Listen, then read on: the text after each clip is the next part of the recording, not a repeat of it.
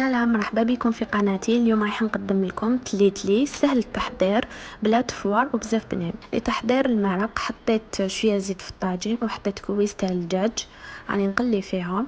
كميه الدجاج ديروا على حسب الحاجه.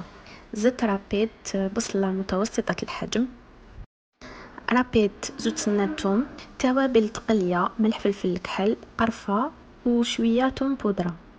نخلطوا المكونات ونخلوهم يتقلاو.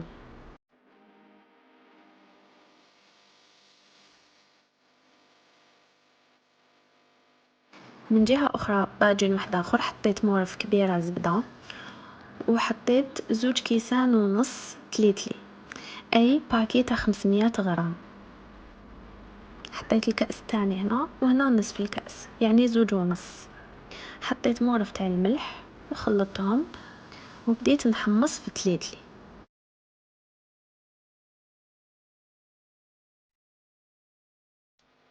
بدا يتقلى البصل، زدتلو الحميصة، دوك نقلوهم كامل مع بعض. او ميم طون راني نحمص في تليتلي، مازالني نحمص فيه على نار قليله حتى يحمر، ولكن ما لازمش يتحرق، لازم نعسوه مليح يمد لون ذهبي. مور ما تقلى الدجاج مرقت قيس 6 كيسان ونص تاع الماء. كي يغلي مليح هذاك المرق نمرقوا به تليتلي، لازم يكون يغلي، وكل كاس تاع تليتلي نمرقولو بزوج كيسان مرقه.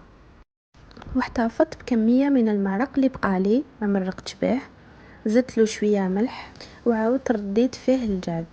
كل مره نعاود نطل على تليتلي ديالي باش نشوف ونخلطه مليح باش نشوف ولا شرب ولا مازال ولا طاب تاني، ونعسو باش ما يتعجنليش وما يلصقليش.